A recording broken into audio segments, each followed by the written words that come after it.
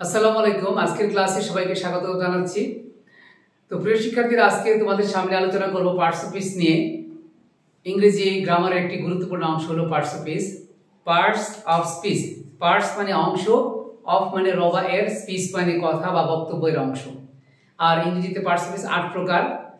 তো এই ক্লাসটি ষষ্ঠ শ্রেণীর শিক্ষার্থীদের জন্য বিশেষ গুরুত্বপূর্ণ এবং সবার জন্যই গুরুত্বপূর্ণ। কেন?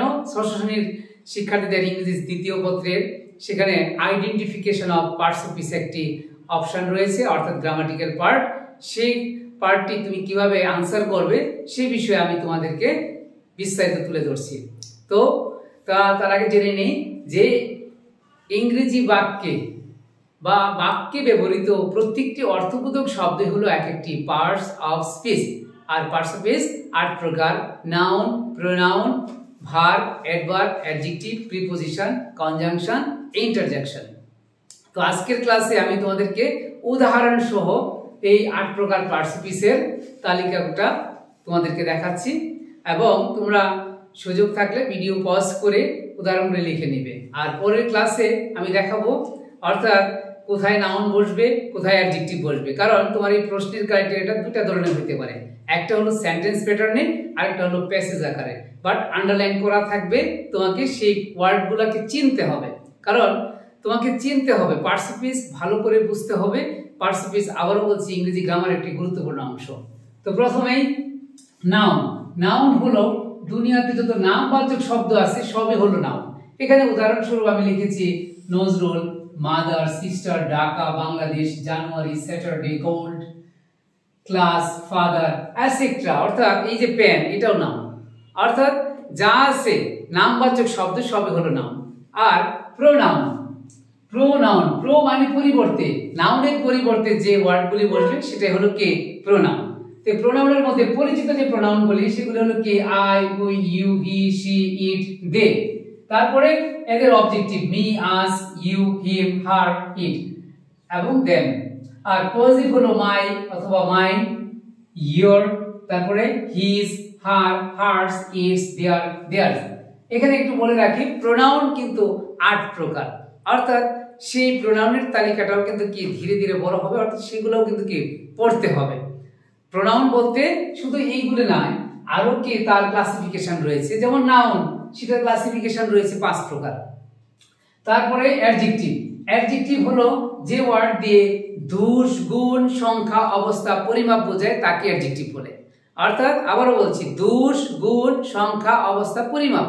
তাহলে তোমাকে বুঝতে হবে যে যেমন honest, rich, poor, good, bad, healthy, ugly, round, short, five, red, blue, fat, thin, many. এখানে যে শব্দগুলি রয়েছে এরা সবই কি অ্যাডজেক্টিভ, অর্থাৎ পার্টস অফ স্পিচের অ্যাডজেক্টিভ অংশ।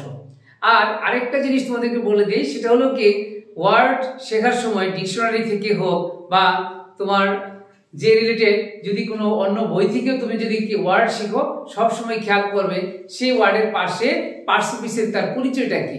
কারণ প্রত্যেকেরই কিন্তু পরিচয় রয়েছে। তুমি স্টুডেন্ট, তোমার পরিচয় রয়েছে কি, তুমি ষষ্ঠ শ্রেণীতে পড়ো, সপ্তম শ্রেণীতে পড়ো, তারপর তোমার নাম রয়েছে, অর্থাৎ এগুলো কিন্তু তোমার পরিচয়।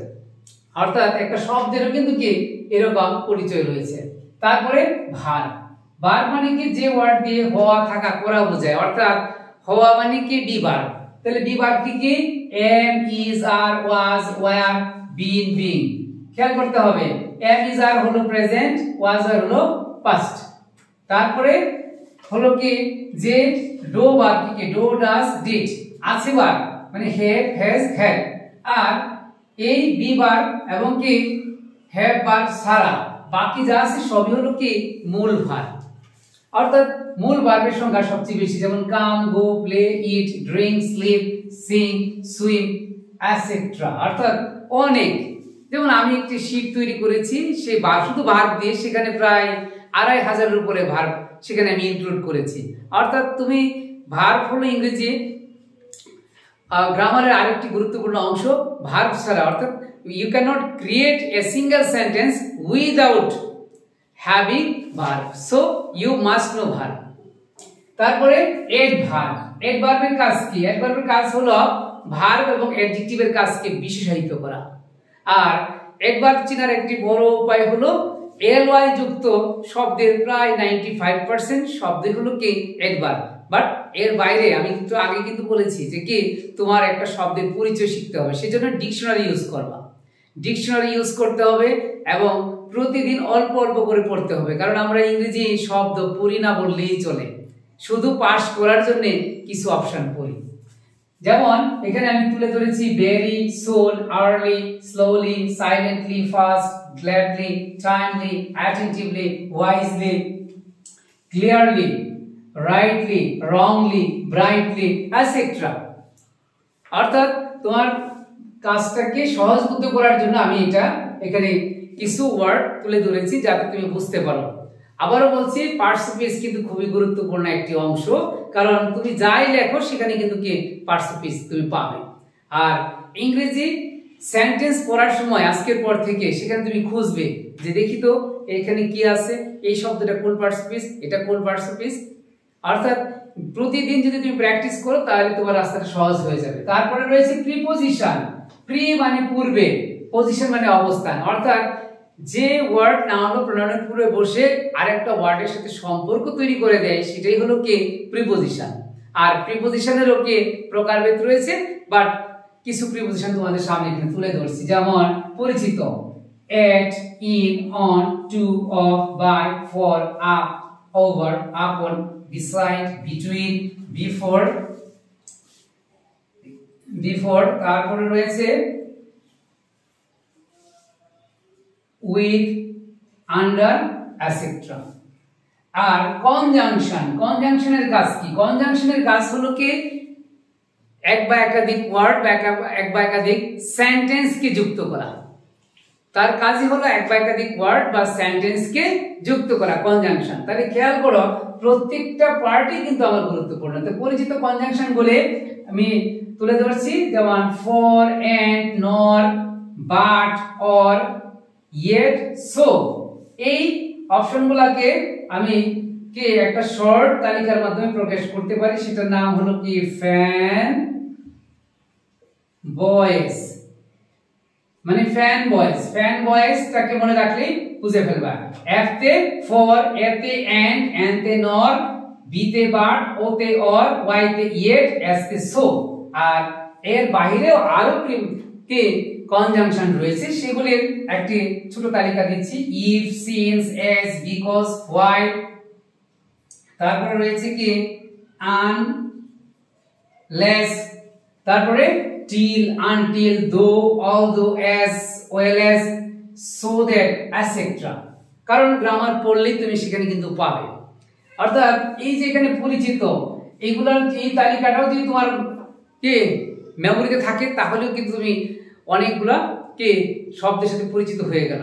আর এর বাইরে কিন্তু কি তোমাকে পড়তে হবে। আর সর্বশেষ হলো ইন্টারজেকশন, যেটা দিয়ে কি মনের আকস্মিক ভাব প্রকাশ করা হয়, সেটা হলো কি ইন্টারজেকশন। সেখানে আছে কি ও, এলাস, হুররা, হ্যালো, হুশ, ব্রেভো, অসাম, এরকম ইউরেকা। অর্থাৎ যেগুলো দিয়ে কি মনের আকস্মিক ভাব প্রকাশ করা হয়। তাহলে আশা করি প্রিয় শিক্ষার্থীরা পার্টস অফ স্পিচ সম্পর্কে একটি বিস্তারিত ধারণা তুমি পেয়েছো। অর্থাৎ পার্টস মানে অংশ, অফ মানে রবায়ের, স্পিচ মানে কথা বা বক্তব্যের অংশ। আর ইংরেজিতে পার্টস অফ স্পিচ 8 প্রকার। তো তোমার যে ষষ্ঠ শ্রেণীর শিক্ষার্থীদেরকে বলছি, তোমার পরীক্ষায় কিন্তু থাকবে identification of parts of speech, তোমাকে পার্টস অফ স্পিচ চিহ্নিত করতে হবে। তো আজকের এই ক্লাসের মাধ্যমে আশা করি তুমি অনেকটাই বুঝতে পেরেছো। আর এর পরের ক্লাসে আমি তোমাদেরকে শেখাবো মানে নাউন কোথায় বসে, অ্যাডজেক্টিভ কোথায় বসে, অর্থাৎ স্টেপ বাই স্টেপ তুমি ক্লাসগুলি মনোযোগ দিয়ে লক্ষ্য করবে এবং বাসায় প্র্যাকটিস করবে। ধন্যবাদ সবাইকে।